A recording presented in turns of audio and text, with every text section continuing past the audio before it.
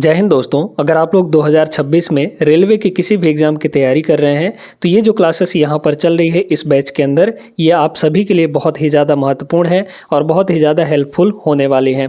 ये क्लासेस का लिंक आपको डिस्क्रिप्शन में मिल जाएगा। पूरा रेलवे बैच जो हमारा रेलवे लक्ष्य बैच है इसका प्लेलिस्ट बना दिया गया है, लिंक आपको डिस्क्रिप्शन में दिया गया है, वहाँ पर जाके आप लोग सारे क्लासेस कर सकते हैं। अभी फ़िलहाल हमारा नंबर सिस्टम चल रहा है जिसका आज ये लास्ट क्लास है। 5 क्लासेस ऑलरेडी हो चुके हैं, ये 6वां क्लास है। इस 6ठे क्लास में हम लोग पूरा नंबर सिस्टम ख़त्म कर देने वाले हैं, फिर इसके बाद अगला चैप्टर हमारा स्टार्ट होगा। आइए क्लास को शुरू करते हैं। क्लास में शुरू से अंत तक जरूर बने रहिएगा दोस्तों। बहुत ही महत्वपूर्ण कॉन्सेप्ट, ट्रिक्स, सारी चीज़ें यहाँ पे आपको समझाई जा रही हैं, साथ में एक स्मार्ट तरीका सवाल को लगाने का। बढ़ते हैं, यहाँ पर देखते हैं हम लोग पहला सवाल। पहला जो सवाल दिया गया है, कह रहा है एक पूर्ण वर्ग संख्या में इकाई स्थान पर अंक कौन सा नहीं हो सकता है। ठीक है, तो यहाँ पर एक चीज़ आपको बता देना चाहते हैं, बड़े ध्यान से समझिएगा कि एक पूर्ण वर्ग संख्या है तो जब भी हम इकाई अंक निकालते हैं तो सिर्फ इकाई अंक का ही स्क्वायर करते हैं, है ना। जैसे मान लीजिए कि कोई संख्या है हमारे पास, उसके इकाई के अंक में 0 है, उसके इकाई के अंक में 0 है, और जब इसका स्क्वायर करेंगे तो हमें क्या मिलेगा? हमें तो सिर्फ 0 ही मिलेगा, लास्ट में इकाई के अंक में 0 ही मिलेगा, है ना। फिर इसके बाद अगर किसी के इकाई अंक में 1 है तो 1 का स्क्वायर कितना होगा? 1 ही होगा, यानी इकाई का अंक 1 मिलेगा। अगर किसी के स्क्वायर में किसी की इकाई अंक में 2 है तो यहाँ पर 2 का स्क्वायर करेंगे, इकाई अंक में 4 मिलेगा। फिर इसके बाद अगर किसी के इकाई अंक में 3 है तो 3 का स्क्वायर कितना होगा? 9 हो जाएगा, है ना। फिर इसके बाद 4 है तो 4 का स्क्वायर करेंगे तो इकाई अंक कितना? 4 का स्क्वायर 16, 16 का मतलब इकाई अंक 6 मिलेगा हमें। फिर इसके बाद अगर 5 है तो 5 का स्क्वायर करेंगे तो 25, मतलब 5 मिलेगा। 6 है तो भी यहाँ पर 6 छक्के 36, यानी कि इकाई अंक 6 मिलेगा। 7 है तो 7 का स्क्वायर 49, यानी कि 9 मिलेगा इकाई अंक। फिर इसके बाद अगर 8 है तो 8 का स्क्वायर कितना होता है? 64, 64 यानी कि 4 मिलेगा। फिर इसके बाद अगर 9 है तो 9 का स्क्वायर कितना होगा यहाँ पे? 81, मतलब 1 मिल जाएगा। अब इसमें देखिए यहाँ पर 10 तो हो नहीं सकता क्योंकि 10 एक नंबर बन जाता है, फिर इसके यूनिट डिजिट में 0 ही आएगा, तो यही चीज़ आएगा। अब जब हम स्क्वायर कर रहे हैं किसी संख्या का तो हमें यूनिट डिजिट में बस यही अंक ही मिल रहे हैं, इकाई अंक में यही सारी चीज़ें ही मिल रही हैं, इसके अलावा कुछ भी नहीं मिलेगा, है ना। तो कौन कौन नहीं मिल रहा है?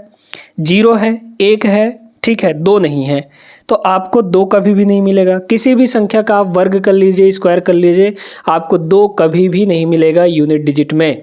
ठीक, इसके बाद 3 भी कहीं नहीं दिख रहा है तो 3 नहीं मिल सकता आपको।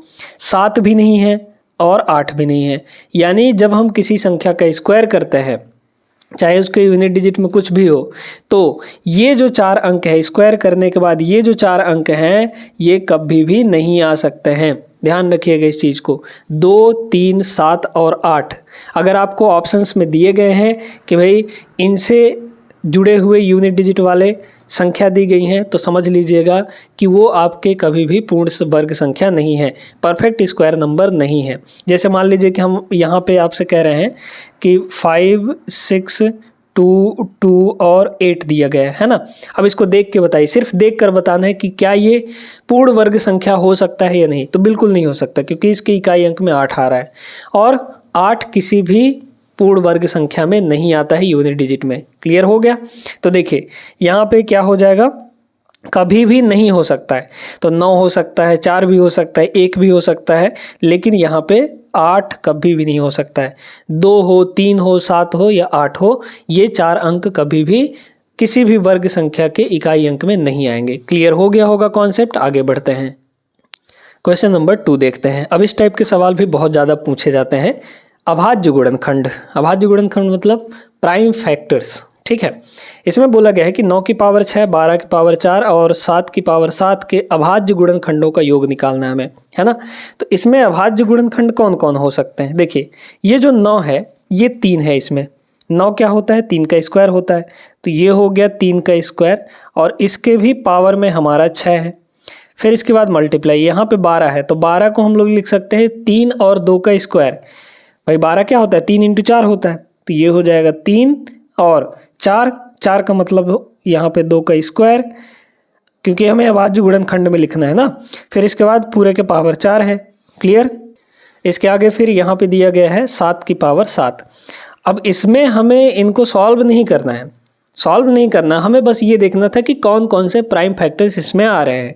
उन सभी प्राइम फैक्टर्स का हमें मल्टीप्लाई करना था और कुछ करना नहीं था, है ना। तो देख लीजिए, सॉरी जोड़ना था, ठीक ठीक ठीक। तो देखिए अब यहाँ पे 3 आ रहा है, 3 आ रहा है, 2 आ रहा है और 7 आ रहा है, सबको जोड़ लीजिए, है ना। कितना हो जाएगा 7, है ना। फिर यहाँ पे प्लस 2 भी आ रहा है, फिर इसके बाद 3 भी आ रहा है। तो 3 को 2 बार लिखा है तो ऐसा नहीं कि दोनों बार ले ले, है ना। एक सेकंड, यहाँ पे प्लस होगा तो प्लस का 3, यानी कितना हो गया 3 2 5 7 12, 12 आएगा इसका correct answer, option number B. अच्छा, इसको सिंप्लीफाई करें तो क्या होगा, सिंप्लीफाई करेंगे तो यहाँ पे क्या बनेगा, 3 का पावर 6 दूना 12 हो जाएगा ये, तो 3 का पावर हो गया 12, फिर मल्टीप्लाई यहाँ पे ये 4 जो होल में लगा हुआ है ये दोनों का पावर है, तो 3 का पावर 4 यहाँ पर, है ना। फिर 2 के स्क्वायर का भी पावर 4 करना है, तो यानी कि 2 का 2 इंटू 4 यानी कि 8 हो जाएगा, 2 का पावर 8 इंटू 7 पावर 7 हो जाएगा। अच्छा, अब 3 का पावर 12, 3 का पावर 4, बेस सेम होता है तो पावर ऐड हो जाता है जब मल्टीप्लाई किया जाता है तो बेस सेम है तो बेस वही रहेगा, 12 और 4 यहाँ पे हो जाएगा 16, फिर मल्टीप्लाई 2 की पावर 8, फिर मल्टीप्लाई यहाँ पे 7 की पावर 7, है ना। तो अब इसमें देखना है कि प्राइम फैक्टर्स कौन कौन बने, 3 है, 2 है और 7 है, बस इन तीनों को जोड़ना था। तो यहाँ से भी कर सकते हैं और इसको पूरा सॉल्व करके भी कर सकते हैं, तो काहे इसमें आप अपना टाइम बिताएंगे, है ना। बस ये प्राइम फैक्टर्स को देख लीजिए आप, क्लियर हो गया। आगे बढ़ते हैं। चलिए दोस्तों, अब यहाँ पर आपको यूनिट डिजिट का पूरा कॉन्सेप्ट सिखा देते हैं, ठीक है, एक बार अच्छे से। यूनिट डिजिट क्या होता है, सबसे पहले तो ये जानिए। जैसे हमारे पास एक संख्या लिखा है 3 4 2 9, तो इसका इकाई अंक कौन सा होगा, ये वाला लास्ट वाला जो अंक होता है यही आपका यूनिट डिजिट होता है। अब जब भी यूनिट डिजिट निकालना होता है तो हमें सिर्फ और सिर्फ यूनिट डिजिट से मतलब होता है, क्लियर है बात। मतलब कि अगर बहुत बड़ी बड़ी संख्याएं दी गई हैं, उनके बीच में जोड़ घटाना गुणा भाग सब कुछ लगा हुआ है, आप सिर्फ और सिर्फ किससे काम करेंगे, यूनिट डिजिट से, है ना। पूरी संख्या को आपको लेके नहीं चलना है, सिर्फ यूनिट डिजिट को लेके चलना है। चलिए, अब यहाँ पे अगर जोड़ घटाना गुणा भाग है तब तो आप बड़े आसानी से कर सकते हैं चीज़ों को, यूनिट डिजिट निकाला जा सकता है। लेकिन अगर कहीं पावर के फॉर्म में दे दिया तो पावर के फॉर्म में फिर दिक्कत होता है ना। तो एक कॉन्सेप्ट आपको हमेशा याद रखना है, ये कॉन्सेप्ट ये है दोस्तों, है ना। पहला कॉन्सेप्ट कि अगर किसी भी संख्या के इकाई के अंक में 0 आ जाए, 1 आ जाए, 5 आ जाए या फिर 6 आ जाए, अगर ये 4 अंक किसी भी संख्या के इकाई अंक में आते हैं तो इनका पावर कुछ भी हो, इनके पावर से हमें फर्क नहीं पड़ता, यूनिट डिजिट यहाँ पे चेंज नहीं होगा, यूनिट डिजिट नो चेंज।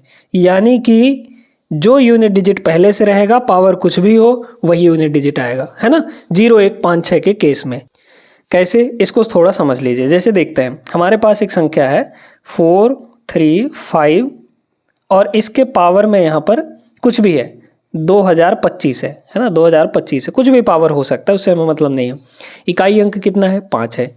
अब इस कैटेगरी में आ गए ना, तो इसके पावर में कुछ भी हो, इसका यूनिट डिजिट वही रहेगा, इसका इकाई अंक नहीं चेंज होगा। चाहे तो आप 435 का 2025 बार मल्टीप्लाई कर लीजिए, यूनिट डिजिट वही रहेगा, यानी कि 5 ही रहेगा, जो इसका यूनिट डिजिट है वही रहेगा, ठीक है।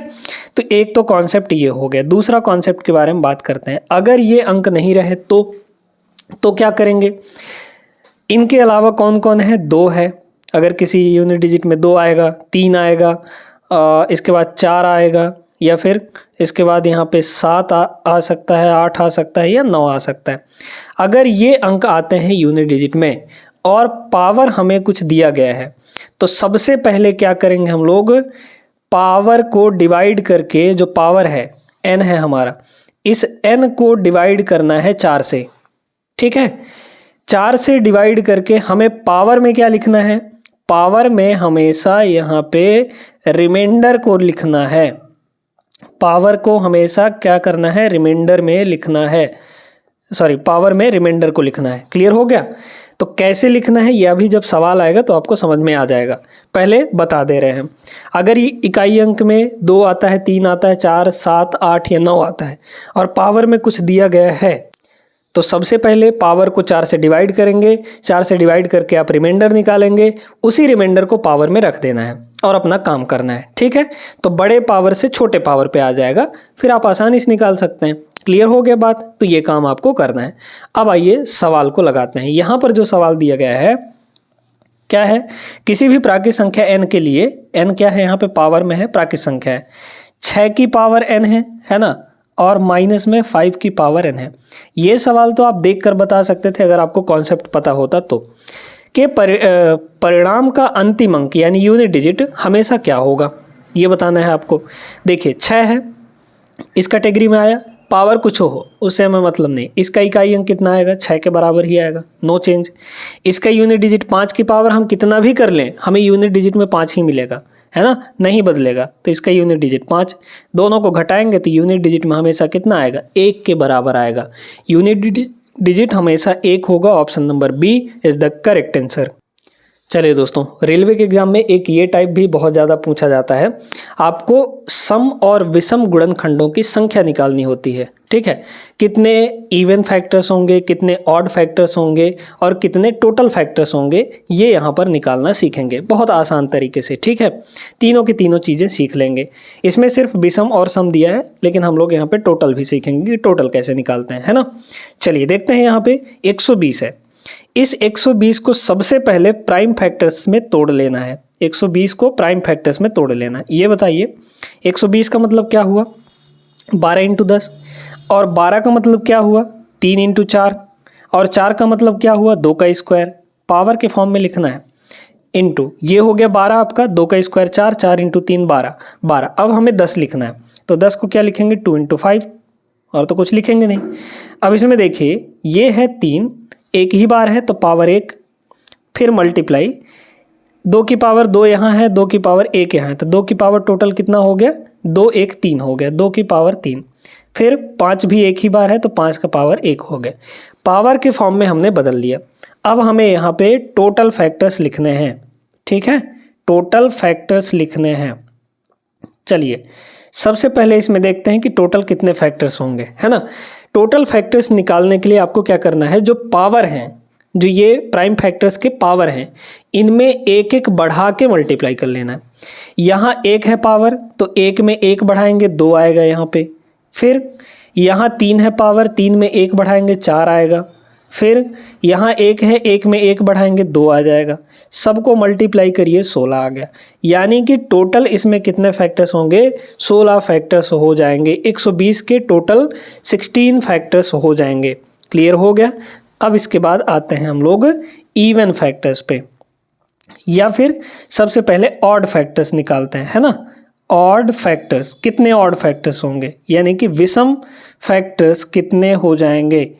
इसके लिए क्या करना है, ऑड फैक्टर्स निकालने के लिए आपको जो 2 का पावर है या 2 का जो हिस्सा है, जो इवन वाला है, उसको छोड़ ही देना है ना।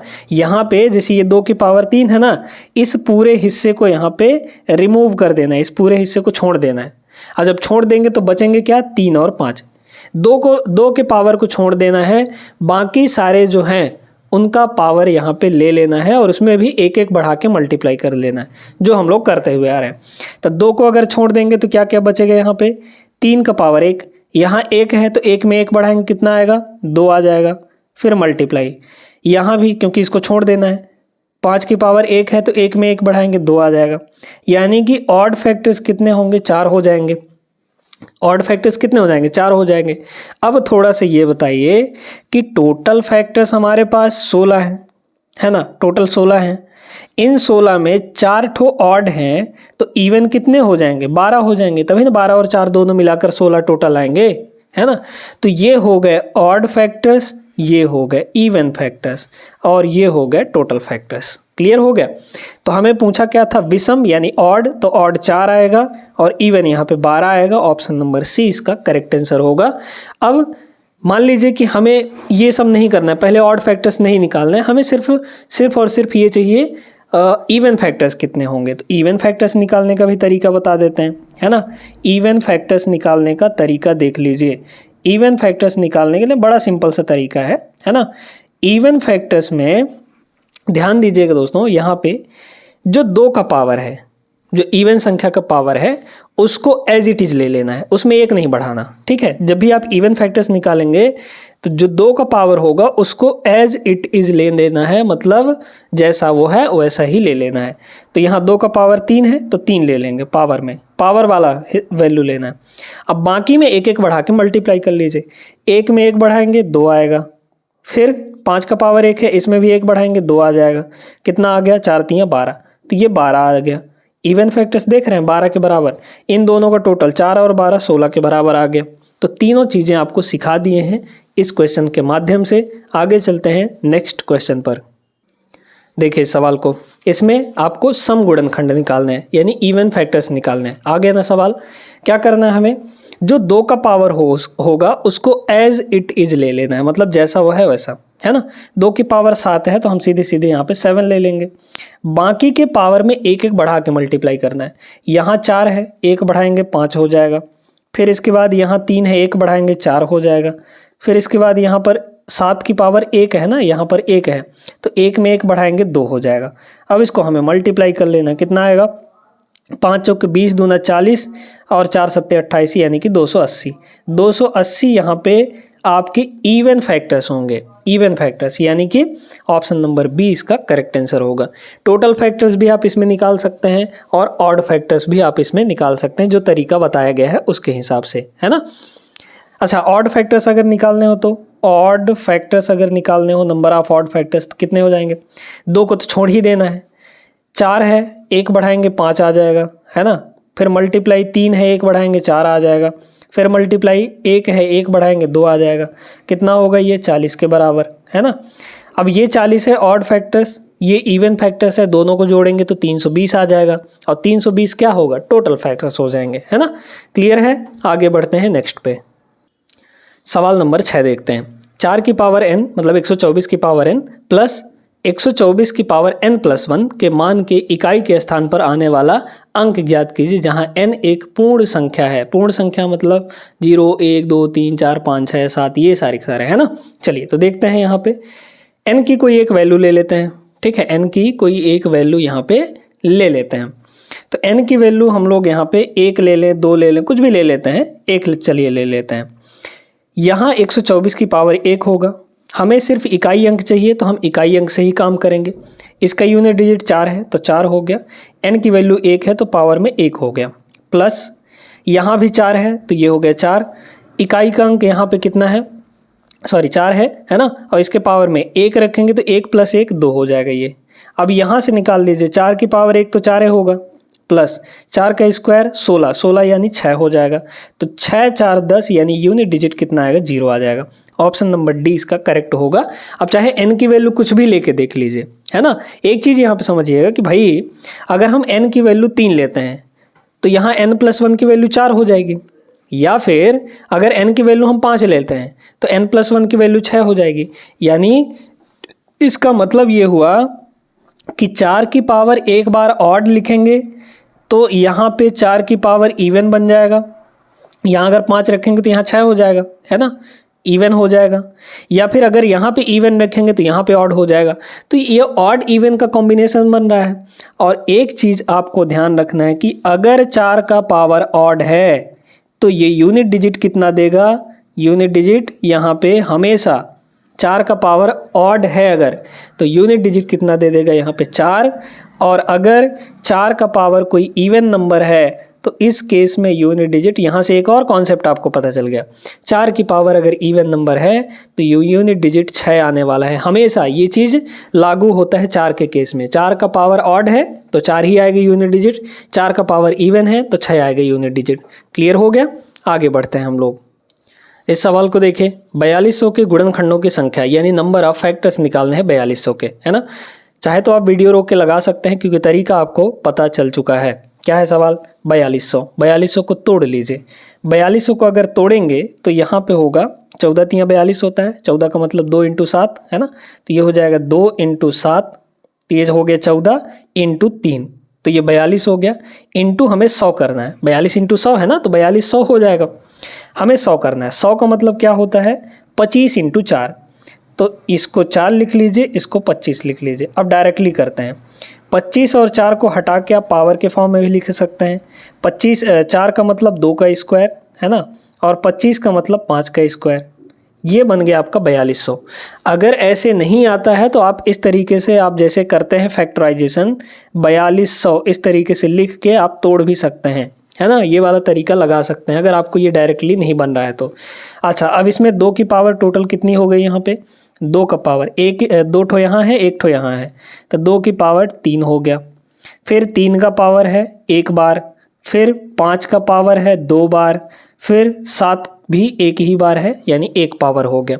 टोटल फैक्टर्स हमें निकालने हैं। टोटल फैक्टर्स पावर में 1 1 बढ़ा के मल्टीप्लाई, 3 में 1 बढ़ाएंगे 4, 1 में 1 बढ़ाएंगे 2 आ जाएगा, यहाँ 2 में 1 बढ़ाएंगे 3 आ जाएगा, यहाँ 1 में 1 बढ़ाएंगे 2 आ जाएगा। मल्टीप्लाई करिए कितना होगा, यहाँ पे 4 दूना 8, 8 दूना 16, 16 3 48 है ना, यानी कि 48 इसमें टोटल फैक्टर्स होंगे। Option number A is the right answer. आगे चलते हैं नेक्स्ट पे। ये बहुत बढ़िया सवाल है, थोड़ा सा लॉजिकल सवाल है। कह रहे यदि धनात्मक संख्या n को 5 से विभाजित किया जाता है और शेषफल 3 मिलता है ना। अगर कोई संख्या n है, इस संख्या n को 5 से डिवाइड कर दें तो रिमाइंडर कितना दे देगा, ये रिमाइंडर 3 के बराबर दे देगा। पूछा जा रहा है इस n का यूनिट डिजिट क्या हो सकता है ना। कुछ नहीं करना आपको, देखिए आपको ये ऐसी संख्या मानिए 5 के टेबल में रिमाइंडर 3 बचना चाहिए। रिमाइंडर 3 कैसे बचेगा, जैसे मान लीजिए हम आपका 5 का टेबल पढ़ते हैं, तो 5 एकम 5, अगर 5 रहता, अगर वो संख्या 5 रहता तो 5 से कट जाता, रिमाइंडर 0 आ जाता, लेकिन हमें रिमाइंडर 3 चाहिए। तो रिमाइंडर जब 3 चाहिए तो इसके टेबल में जो भी नंबर आएगा उससे 3 ज़्यादा लेना पड़ेगा। तो 5 में 3 यहाँ पर जोड़ लेंगे, कितना आ जाएगा 8, इकाई के अंक में 8 होगा। इसके बाद 5 का टेबल और आगे पढ़िए, 5 दूना 10, 5 तियाँ 15 या 5 चौके 20, चलिए 20 ले लेते हैं, ठीक है। तो 5 चौके 20, 20 तक तो कट जाएगा 5 से, लेकिन हमें रिमाइंडर 3 चाहिए ना, तो 3 इसमें जोड़ लीजिए। अगर 3 इसमें जोड़ेंगे तो कितना होगा, 20 तियाँ 20 और 3 23 हो जाएगा। अब आगे चलते हैं, और मान लीजिए 5 पचम 25, तो 25 तक तो 5 से कट जाएगा, हमें रिमाइंडर कितना चाहिए, 3 चाहिए, तो कितना होगा यहाँ से 28 हो जाएगा। यूनिट डिजिट देख रहे हैं क्या क्या मिल रहा है, 3 मिल रहा है, 8 मिल रहा है, इसके अलावा कुछ भी नहीं मिलेगा, आप चाहे कितना भी आगे ले जाएं, है ना। तो 3 मिलेगा और 8 मिलेगा, ऑप्शन नंबर सी इसका करेक्ट होगा। संख्या की इकाई के अंक में 3 होगा या फिर 8 होगा, समझ में आ गया। आगे चलते हैं। अब ये सवाल है बेहतरीन, है ना। इसमें आपको यूनिट डिजिट पूछा गया है। एकक अंक का मतलब इकाई अंक ही होता है, यानी यूनिट डिजिट। देखिए यहाँ 3 है, हमने बोला था कि इकाई अंक का अगर काम कर रहे हैं तो इकाई अंक से ही लेके चलिए। यहाँ 3 है तो 3 का पावर कितना 36, माइनस यहाँ कितना है 2 है, तो 2 का पावर कितना दिया है 20 के बराबर। अब इसमें देखते जाइएगा, बड़े ध्यान से आपको समझना है ये चीज़, है ना। हमने क्या बताया था, पावर अगर कुछ भी हो उसको 4 से डिवाइड करना है। और कब डिवाइड करना है, जब यूनिट डिजिट में 0 1 5 6 नहीं रहेगा। अगर 0 1 5 6 रहता तो उसका यूनिट डिजिट नहीं चेंज होता, वही यूनिट डिजिट ले लेते। लेकिन चूंकि यहाँ पे 0 1 5 6 में से कोई भी नहीं है, ना यहाँ 0 1 5 6 है, ना यहाँ 0 1 5 6 है, तो क्या करेंगे हम लोग, तो पावर को 4 से डिवाइड करना पड़ेगा और हमें रिमाइंडर लेना है। यहाँ पावर कितना है 36, अगर 36 को 4 से डिवाइड करेंगे तो हमारे पास रिमाइंडर कितना आ जाएगा 0, है ना। रिमाइंडर कितना आएगा 0 आएगा, क्यों, क्योंकि 4 नहीं हो 36 बचा 0। अच्छा, इस 20 को भी अगर डिवाइड करें तो 20 को डिवाइड करेंगे तो 4 से, है ना, 4 से ही डिवाइड करना है, क्योंकि साइक्लिसिटी 4 होती है। 4 बार मल्टीप्लाई करने के बाद रिपीट होने लगता है यूनिट डिजिट, इसलिए 4 से डिवाइड करते हैं। तो इस केस में भी रिमाइंडर कितना आएगा 4 पंचे 20, 0 आ जाएगा। अच्छा, अब आपको रिमाइंडर 0, हमने बोला था कि आपको पावर में रिमाइंडर को रखना है, लेकिन जब रिमाइंडर 0 आ जाए तो रिमाइंडर को नहीं रखना, तो क्या रखना है, रिमाइंडर फिर वहाँ पे 4 होगा। तो रिमाइंडर में 0 भी आ सकता है और 0 की जगह पे 4 भी आप लिख सकते हैं। और जब भी रिमाइंडर 0 आएगा तो उसकी जगह पे क्या लिखेंगे आप, 4 लेंगे रिमाइंडर, ठीक है। बताइए यहाँ है 3, 3 का पावर कितना लेंगे, चूंकि रिमाइंडर 0 आ रहा है तो 0 हमें लेना नहीं है, 4 ले लेना है पावर में, माइनस यहाँ 2 का पावर, यहाँ भी रिमाइंडर 0 आ रहा है लेकिन 0 तो लेंगे नहीं, 4 ले लेंगे, है ना। 0 आएगा तो 4 ले लेंगे, लेकिन अगर रिमाइंडर कुछ और आता है, 1 आता है, 2 आता है या 3 आता है, तो फिर रिमाइंडर यहाँ पे वही चीज़ लेना है। 1 आएगा तो 1 लेना है, 2 आएगा तो 2 रखना है, 3 आएगा तो 3 रखना है, लेकिन 0 आएगा तो फिर 4 रखना है। अच्छा, 3 का पावर 4, अब ये तो आसान होता है, 3 का पावर 4 का मतलब क्या हुआ, 81। भाई 3 का 4 बार मल्टीप्लाई, 3 इंटू 3 इंटू 3 इंटू 3, 81 हो गया। तो इसका यूनिट डिजिट 1 आ जाएगा, या सीधे सीधे 81 लिख लीजिए, माइनस यहाँ पर 2 का पावर 4, 2 इंटू 2 इंटू 2 इंटू 2, 2 का 4 बार मल्टीप्लाई, यानी कि 16 आ जाएगा। अब इनका यूनिट डिजिट निकाल लीजिए, 81 में से 16 घटाएंगे, या फिर ऐसा समझिए कि यहाँ होगा 11, 11 में 6 घटाएंगे 5 आएगा, यूनिट डिजिट कितना आ जाएगा, 5। तो इसका 5 करेक्ट आंसर होगा, option number C is the right answer. ठीक है, आगे चलते हैं अगले सवाल पर, ये उम्मीद करते हैं समझ में आ गया होगा। अगर दोस्तों आप लोग कॉन्सेप्ट जानते हैं तो ये सवाल बड़े आसानी से हो जाएगा, है ना। अभी अभी हमने आपको बताया है कि 0, 1, 5 या 6 अगर यूनिट डिजिट में रहता है तो उसका पावर कुछ भी हो, सीधे सीधे यूनिट डिजिट वही आ जाता है, चेंज नहीं होता। यहाँ 1 है, पावर में कुछ हो हमसे मतलब नहीं है, 0 नहीं होना चाहिए बस, या नेगेटिव नंबर नहीं होना चाहिए बस, इस चीज़ का ध्यान रखना है।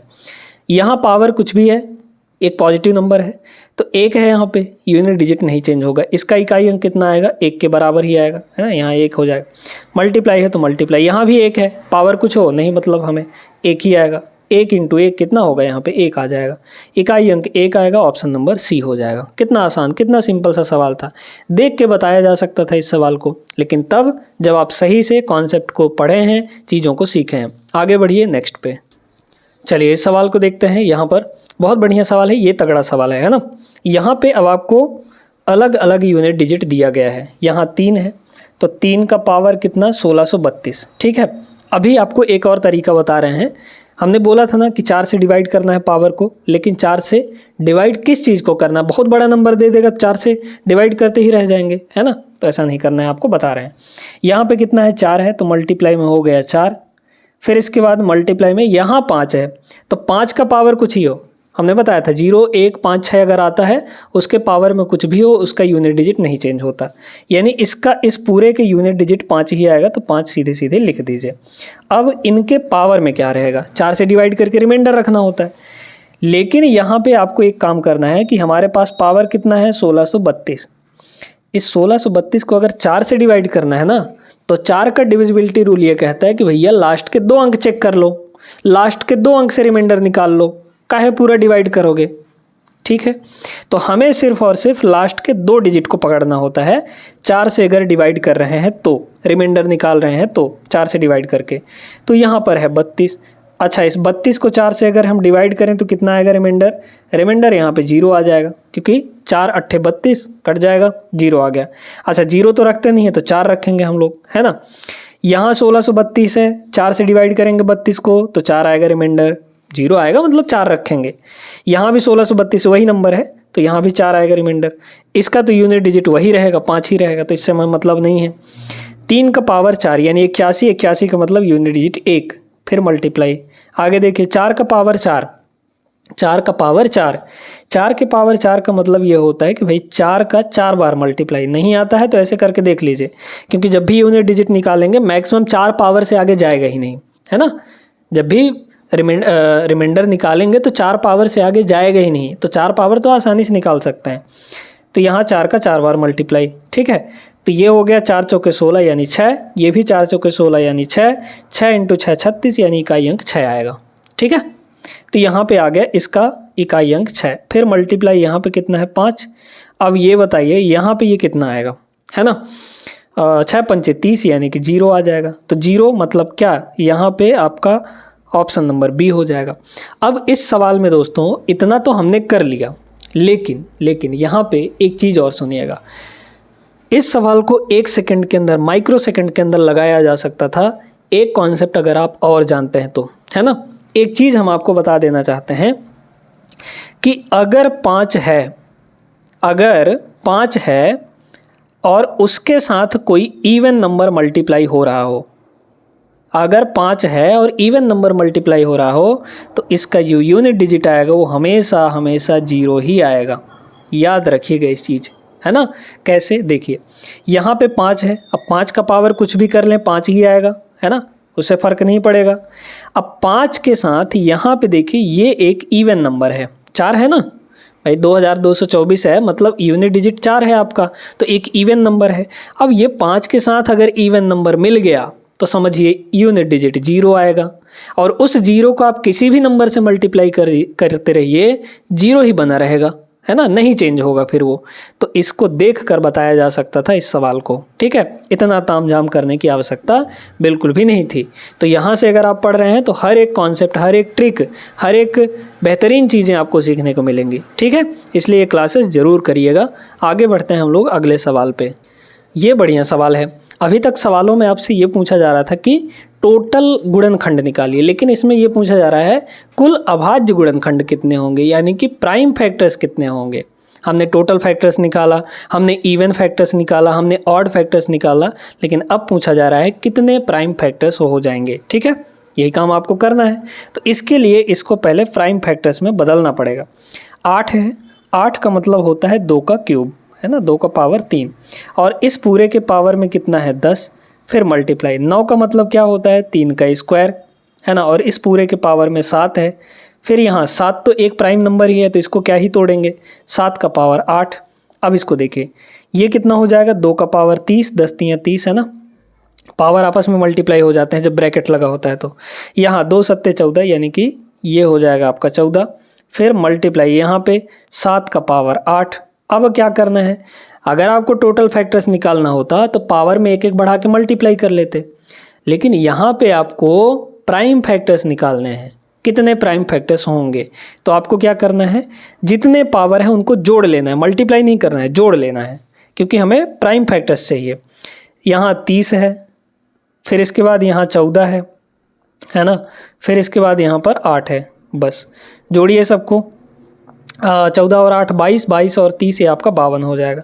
तो टोटल प्राइम फैक्टर्स कितने होंगे, यानी कि अभाज्य गुणनखंड 52 हो जाएंगे। ऑप्शन नंबर सी इसका करेक्ट होगा। तीनों चारों चीज़ें आप लोग सीख गए हैं कैसे निकाला जाता है। चलिए इसको देखिए, ये एक बढ़िया सवाल है ना। 2 की पावर 10, 3 की पावर 6, 5 की पावर 3, 7 की पावर 5 के कितने गुणनखंड, कितने गुणक 2160 से विभाज्य हैं। कुछ नहीं करना आपको, यहाँ पे कुछ भी नहीं करना आपको, इसके फैक्टर्स करके इससे डिवाइड कर देना है, बस यही काम आपको करना है, ठीक है। चलिए करते हैं। यहाँ 2 की पावर 10 है, 2 की पावर 10, फिर मल्टीप्लाई 3 का पावर 6, फिर इसके बाद 5 का पावर 3, है ना, इससे विभाज्य हैं तो इसी से डिवाइड करेंगे, है ना, 7 की पावर 5। अब 2160 को देखिए, 2160 में आपका 216 है, 216 है। ये बताइए 216 का मतलब क्या होता है, 36 या 6 का क्यूब, है ना भाई, ये 36 छक्के 216 होता है, यानी कि 6 का क्यूब हो जाएगा। तो 6 का यहाँ पर क्यूब हो गया 216, फिर मल्टीप्लाई यहाँ पे कितना है 10, 10 का मतलब क्या हुआ 2 × 5, है ना, 2 × 5। अच्छा, इस 6 को अभी और तोड़ेंगे, क्यों, क्योंकि अभी इसमें 2 और 3 छुपा हुआ है, तो इसमें 2 है तो ये भी हो जाएगा 2 का पावर 3 और 3 का पावर भी 3। क्यों, क्योंकि 2 × 3 लिखेंगे, इन दोनों का पावर 3 करेंगे तो दोनों के पावर में 3 आएगा। मल्टीप्लाई यहाँ 2 का 2 है और यहाँ पे 5 है। अब टोटल कितने हो गए, 2 का पावर हो गया 4, क्योंकि 3 यहाँ 1 यहाँ, है ना, फिर इसके बाद 3 का पावर 3, फिर इसके बाद यहाँ पे 2, फिर इसके बाद यहाँ पे 5, सॉरी 2 कहाँ आएगा, 2 को तो हटा दिया है हमने, है ना, जोड़ लिया है, तो सिर्फ 5 बचेगा, यानी 5 की पावर 1 हो जाएगा।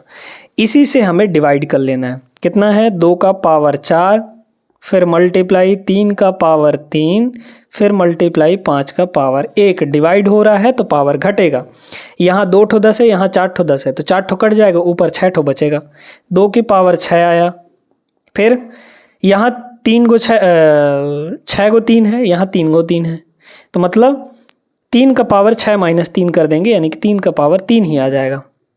फिर इसके बाद यहाँ देखिए, 1 ठो पावर यहाँ है तो 1 ठो पावर को काट देगा, ऊपर 2 ठो पावर बचेगा, मतलब 5 का स्क्वायर बचेगा। 7 तो है नहीं नीचे, तो 7 ऊपर, 7 की पावर 5 बचा रहेगा। अब हमें इसमें से क्या करना है, इनके फैक्टर्स निकालने, टोटल फैक्टर्स कितने हो जाएंगे बताइए। 6 से 1 बढ़ाएंगे 7, वही चीज़ 3 में 1 बढ़ाएंगे 4, 2 में 1 बढ़ाएंगे 3, 5 में 1 बढ़ाएंगे ये आ जाएगा 6। ठीक है, अब इसमें मल्टीप्लाई करेंगे अगर हम लोग तो कितना होगा यहाँ पे 12, 12 छक्के 72, तो 72 इंटू यहाँ पे 7 हो जाएगा, है ना। तो 7 दूना 14 के 4, ठीक है, हासिल बचा 1, 7 7 49, 1 50, यानी यहाँ पे 504 आएगा। ऑप्शन नंबर सी इसका करेक्ट होगा। अच्छा, यूनिट डिजिट भी देख सकते थे ना, मैं देखिए 7 चौके 28 बचा 8, इकाई अंक 8, 8 3 24 के 4 और 4 छक्के 24 के 4, इकाई अंक 4 आता, ऑप्शन नंबर सी हो जाता है इसका आंसर। क्लियर, कैसे करना है समझ आ गया होगा आपको। आगे बढ़िए, क्वेश्चन नंबर 14 देखिएगा। 729 के कितने गुणनखंड पूर्ण वर्ग हैं, मतलब कि हमें परफेक्ट स्क्वायर कितने यहाँ पे गुणनखंड होंगे, कितने फैक्टर्स होंगे जो पूर्ण वर्ग होंगे ये बताना है। ठीक है, तो क्या करेंगे, सबसे पहले यहाँ पे 729 का फैक्टर्स कर लेना है ना। अब सोचिए थोड़ा, 729 किसी का स्क्वायर नहीं होता, 729 जो है ये 27 का स्क्वायर होता है ना। नहीं तो आप ऐसे करके काट भी सकते हैं, पता कर सकते हैं किसका स्क्वायर है या फिर क्या है, हमको तो पता है। तो डायरेक्टली यहाँ पे देख रहे हैं कि जो ये 729 है ये किसका स्क्वायर है, 27 का स्क्वायर है, तो 27 का स्क्वायर हो गया। अब ये बताइए 27 को लिखा क्या जाता है, 27 जो होता है 3 का क्यूब होता है हमें, क्योंकि प्राइम फैक्टर्स में चाहिए, है ना। तो ये हो जाएगा 3 का क्यूब, और इस पूरे के पावर में कितना है, यहाँ पे 2 है। अब इसके बाद यहाँ देखिए, यहाँ आपका 3 का पावर टोटल कितना हो जाएगा, 3 दूना 6 हो जाएगा, है ना, 3 दूना यहाँ पे 6 हो जाएगा। अब हमें चूंकि पूर्ण वर्ग फैक्टर्स चाहिए, टोटल फैक्टर्स चाहिए, तो कितना करेंगे, 6 में 1 जोड़ देंगे 7 आ जाएगा, 7 टोटल फैक्टर्स होंगे। इवन फैक्टर्स निकालना है तो इवन फैक्टर्स तो इसमें होंगे ही नहीं, ऑड फैक्टर्स निकालना है तो फिर से वही काम, है ना। तो आपको क्या करना है, यहाँ पे देखते जाइएगा, आपको यहाँ पर पूर्ण वर्ग पूछा है ना, तो हाँ ठीक है, जो पावर है इस पावर को हाफ कर देना है, बस यही काम है आपका। जब भी आपको पूर्ण वर्ग गुणनखंडों की संख्या पूछी जाए तो पावर को आधा कर देना है। पावर को आधा करेंगे कितना आ जाएगा, 3 के बराबर, यानी कि 3 इसमें ऐसे गुणनखंड हैं जो कि पूर्ण वर्ग हैं। ऑप्शन नंबर सी इसका करेक्ट आंसर हो जाएगा। 2018 का सवाल है, आगे भी ऐसे सवाल देखने को मिल सकते हैं। आगे चलिए नेक्स्ट पे, चलिए यहाँ पर थोड़ा सा कॉन्सेप्ट हम लोग समझ लेते हैं स्थानीय मान और अंकित मान के बारे में, यानी कि प्लेस वैल्यू और फेस वैल्यू। ठीक है, प्लेस वैल्यू यहाँ पे अगर मान लीजिए हम एक संख्या ले लेते हैं ना, 3 5 2 9 1 0 और 3, इस तरीके से। अब हमें यहाँ पे पूछा जा रहा है 2 का प्लेस वैल्यू। ठीक है, प्लेस वैल्यू यानी स्थानीय मान। तो प्लेस वैल्यू क्या होता है यहाँ पे, अरे भाई प्लेस वैल्यू है ना, प्लेस वैल्यू, प्लेस वैल्यू क्या होता है, प्लेस वैल्यू ये बताता है कि वो किस जगह पे है और उसकी मान कितनी है। देखिए हमें किसका पूछा गया है, प्लेस वैल्यू ऑफ 2, है ना। देखिए इकाई, दहाई, सैकड़ा, हजार, 10,000, ये जो 2 है ये किस जगह पर है, 10,000 वाले स्थान पर, यानी इसकी वैल्यू कितनी है, 20,000 है। इसकी वैल्यू जो है वो 20,000 है। ठीक है, तो 20,000, अब डायरेक्टली आपको तरीका बता रहे हैं क्या करना है, 2 जिस जगह पे उसको लिख लीजिए। अब 2 के आगे जितने डिजिट हैं, 2 के इधर राइट साइड में जितने डिजिट हैं उतने 0 लगा दीजिए। 1 2 3 4, 4 डिजिट हैं तो 4 0 लगा देंगे, यानी कि यहाँ पे 2 का जो प्लेस वैल्यू होगा वो 20,000 होगा। 5 का निकालना चाहे तो 5 के आगे 5 0 लगा देंगे। इस वाले 3 का निकालना चाहे तो 3 के आगे 6 0 लगा देंगे। इस 3 का लगाना चाहे प्लेस वैल्यू निकालना चाहे तो 3 ही होगा। इस 0 का 0 ही होगा, 0 का प्लेस वैल्यू 0 ही होता है, ये ध्यान रखिएगा। इसके बाद इस 1 का प्लेस वैल्यू, क्योंकि ये 100 डिजिट पे है तो 1 के बाद 00 यानी कि 100 हो जाएगा इसका प्लेस वैल्यू। इस तरीके से आप प्लेस वैल्यू निकाल सकते हैं। दूसरी बात आती है फेस वैल्यू। फेस वैल्यू का मतलब होता है अंकित मान, जो दिखता है। 3 का फेस वैल्यू 3, 4 का फेस वैल्यू 4, 7 का फेस वैल्यू 7, 0 का फेस वैल्यू 0, जो वो नंबर है वही उसका फेस वैल्यू होगा, यानी कि अंकित मान होगा। क्लियर है, तो अब यहाँ पे 5 का क्या निकालना है, हमें स्थानीय मान निकालना है। तो 5 के आगे कितने जीरो हैं, कितने डिजिट हैं, 1 2 3 4 5 6 7, 7 डिजिट हैं। तो 5 के आगे हम लोग क्या करेंगे, यहाँ पे 7 गो जीरो चिपकाएंगे, तब जाके हमारा काम बनेगा। और इसको लिखेंगे 5 × 10 की पावर, कितने जीरो हैं, 7 जीरो हैं, इसलिए 7 पावर हो जाएगा। ठीक है, तो 5 × 10⁻7 ऑप्शन नंबर सी इसका करेक्ट आंसर होगा। चलिए एक आध सवाल और करते हैं हम लोग। ये सवाल 2025 का है। बाई ऑप्शन लगाना चाहें लगा सकते हैं, लेकिन गुणा करने में थोड़ा सा समय जाएगा, इसलिए आपको एक बढ़िया तरीका बताते हैं, मज़ेदार तरीका है ना। बहुत ध्यान से इस चीज़ को समझिएगा। अगर हम ये बात कहें कि यहाँ पर ऐसी दो क्रमागत विषम संख्याएं निकालना जिनका गुणनफल यहाँ पे कितना हो रहा है, 575 हो रहा है। ठीक है, बड़े ध्यान से समझिएगा। 23 और यहाँ पे 33 और 35 दोनों को मल्टीप्लाई करेंगे, दोनों वैल्यू 30 से ज़्यादा हैं। अगर हम मल्टीप्लाई करेंगे तो 30 3 90, यानी कि 900 से वैल्यू ज़्यादा जाएगी, लेकिन ये 575 ही है, तो पहला ऑप्शन तो नहीं होगा। यहाँ 25 और 27 है, ये हो सकता है, अभी इसको रखिए। यहाँ पे कितना है, या फिर देखिए ये 25 है, 25 का स्क्वायर 625 होता है, तो 625 ज़्यादा ही न जाएगा, 575 से 625 ज़्यादा ही न जाएगा, यानी कि ये भी नहीं होगा। ठीक है, अच्छा अब इसके बारे में बात करते हैं।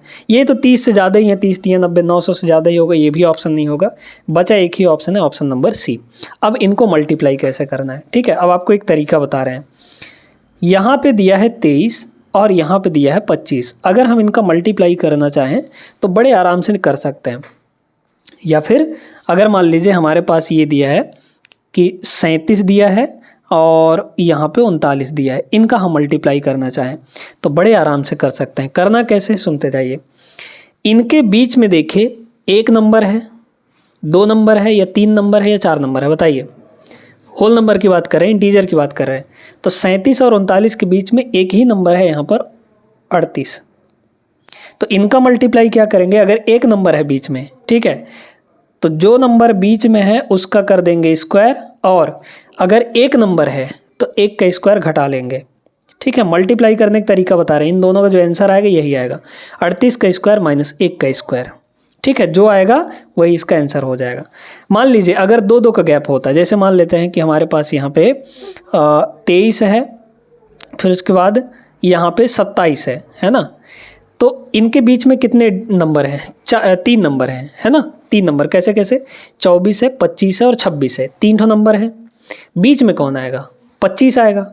इन दोनों के बीच में कौन आएगा, 25 आएगा, एकदम बीच में भाई। 23 के बाद 24, फिर उसके बाद 25, फिर इसके बाद 26, फिर इसके बाद 27, तो एग्जैक्ट बीच में 25 आया। इस 25 का स्क्वायर करना है माइनस, कितने नंबर हैं, 3 नंबर है ना, यानी कि 2 का गैप है ना, 2 का गैप है, 2 का। कैसे, देखिए यहाँ 25, एक सेकंड, हाँ ठीक है, 25 से ये 2 ज़्यादा है, 25 से ये 2 कम है, तो मतलब 2 का गैप है। ठीक है, तो यहाँ पे 2 का स्क्वायर कर लेना, जितने का गैप होगा बीच वाले नंबर से इन नंबर्स का, उतना गैप कर उसका स्क्वायर कर लेना। 25 का स्क्वायर 625 और 2 का स्क्वायर 4, यानी कि कितना आ जाएगा, 621 आ जाएगा। इन दोनों को मल्टीप्लाई करेंगे तो 621 आ जाएगा। ये तरीका आपको नहीं भूलना है। ठीक है, तो इसी तरीके से इसके बीच में क्या है, हमारा 24 है, तो हम यहाँ पे 24 का स्क्वायर कर लेंगे, माइनस 1 का गैप है, 24 से 1 कम, 24 से 1 ज़्यादा, तो 1 का स्क्वायर कर लेंगे। ये होता है 576, 576 माइनस 1, यानी कितना आ गया, 575 आ गया कि नहीं, ये आ तो रहा है। ऑप्शन नंबर सी इसका करेक्ट आंसर होगा। उम्मीद करते हैं दोस्तों कि ये सेशन आपको पसंद आया होगा। वीडियो अच्छी लगी हो तो लाइक कर दीजिए, चैनल को सब्सक्राइब कर लीजिए। मिलेंगे नेक्स्ट क्लास में, तब तक के लिए जय हिंद।